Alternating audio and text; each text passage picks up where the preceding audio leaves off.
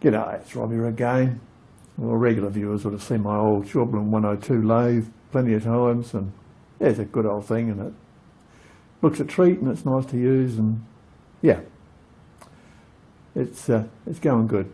But when I got it, it was a bit of a wreck. Well, it was a real wreck.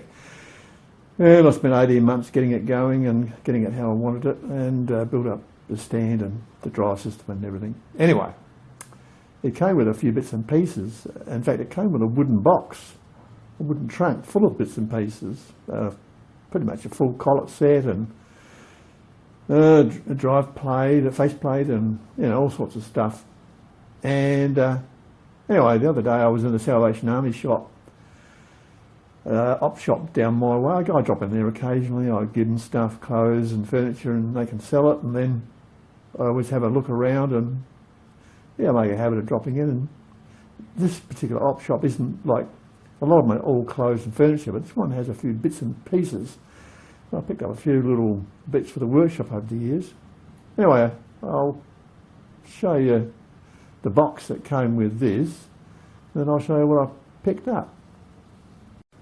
So here's the trunk that came with it. It's a Japanese trunk. It's got Japanese writing on it. And it's been repurposed to take the Shawblin bits, and as you can see, there's a whole range of imperial collets here, the W type. Most of them are pretty worn. They are usable. Some aren't too bad, but a lot of them are worn. And you've got your drawbar for your spindle, and the face plate, and a little tool rest for woodwork. I've used that. And it had these chisels. These are like perfect size chisels for this lathe, and gouging chisels, so it's good. And I've got some other bigger chisels, sort of so wide. And anyway, I was in the op shop looking around, and anyway, I looked in one of their tubs, and maybe down, they had this nice little chisel there, and $2. I thought, oh, that's a bloody ripper. It's a lot smaller than I've got, and that would fit in with this set just nicely. And in the box is a whole lot of clips, spring clips, spare ones. So all I got to do is put another clip on here somewhere, and I can add the chisel. How cool is that, eh? $2. $2 for the chisel, and it was pretty rusty. Well, I couldn't read anything on it. Anyway, when I cleaned it all up and reworked the tip on it, because that was rounded off, it's a Titan chisel. And Titan's a good brand. They're made in Australia. It's not like cheap Chinese stuff. It's a really good quality chisel. It's got a little ring on the end, and it's not too badly knocked around at all, really. It's a nice chisel. So there you go, folks. $2 down to local Salvos. So yeah, don't pass those joints up. Go in and have a look, and yeah, keep them going, give them some money, and buy a few things. So now I'll fit the clip, and we'll see how it all turns out. So the wood for the lid's not very thick. It's only 5 ply, and I've used these little flathead screws, slotted screws. So I want to try and match them. So I'll look in my small screw container, but the chance of getting one exactly the same are pretty rare, pretty slim. So yeah, I'll have a look. So we've all got one of these tins, which is all the old pico screws and small screws that you take out of stuff, whenever you strip, throw out things that are broken or salvaged. I always take out all the screws and that, because they're all handy, and I never realised there's so many different sizes and types of screws. To try and get them all to match is difficult, but oh well. There's here's one, but I think she's a bit too big. I'll just have to go through these and just see what I can find, see if I can get something close so I can match it up as good as possible. I like to try and keep things the same, and yeah, I'll come back when I've completed the mission. Yeah, oh well, I'll go through them all. Oh well, I found 3 screws that should work. I might have to just grind the tips back a little bit on them so they're not too long. But yeah, this pays, you know, to keep all this stuff, because of course if you want to go and buy some screws, then you're going to buy a whole packet.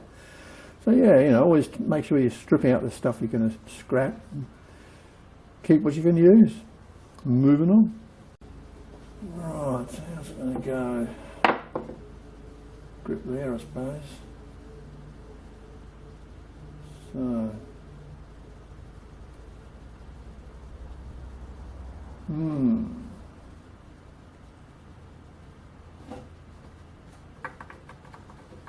get there. What have we got?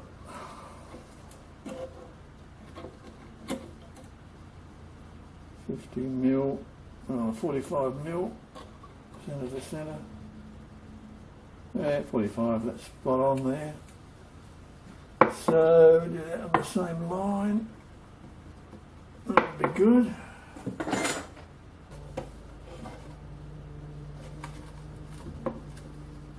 That's good.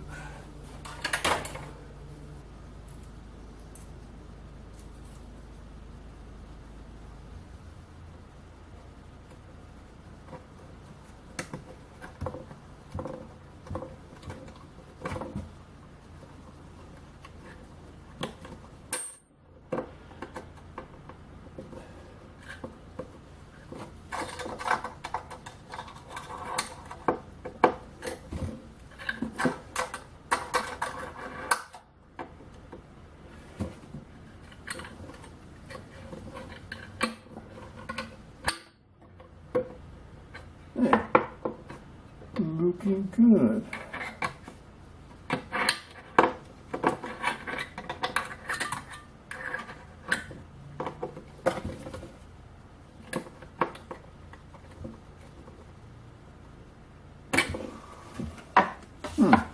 That didn't go through, so that's good.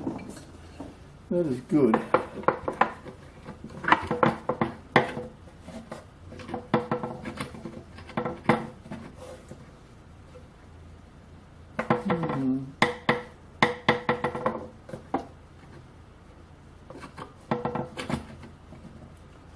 Clips are a little bit loose.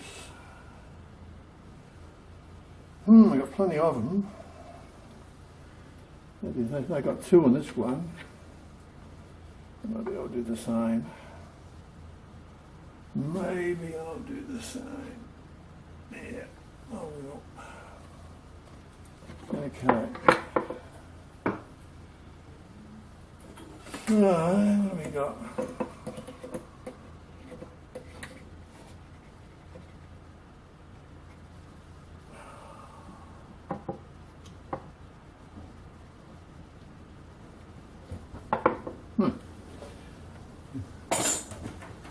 Another crack at it. Oh well, there it is. It fits okay, and yeah, matches the others, doesn't it? Well, sort of. Yeah, good one. While I'm here, for anyone that doesn't believe that my old lathe has done a humongous amount of work, and I mean humongous amount of work, I wouldn't mind betting it was probably it could have been even used throughout World War II to make instruments and stuff. I don't know. It's done a hell of a lot of work. Check out the faceplate. Tell me if you've ever seen a faceplate that looks like this before.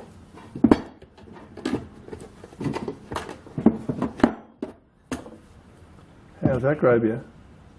They're all drilled and a lot of them are tapped, not all of them. But that thing has been used and used and used. I mean, that is one hell of a faceplate, isn't it? Incredible. I have used it. It spins absolutely perfectly true. The bearings are really, well, the bushes are in that spindle wheel. Even though they're worn, they've got marks on them, they're still dead accurate. It's amazing, really. So yeah, this all came with it, and a 4-jaw chat. as well. And yeah, it's amazing what you can pick up. And I mean, I didn't pay a lot for it either, but oily rag, that's the way to keep stuff from going rusty. That's all I ever use in my workshop, is oily rags, and they work good. Okay, well that's it guys, I can get back to work now on the steam engine. I've actually started thinking about it, and yeah, just another day in the workshop. Okay, that's it for me. See you next time. Cheers.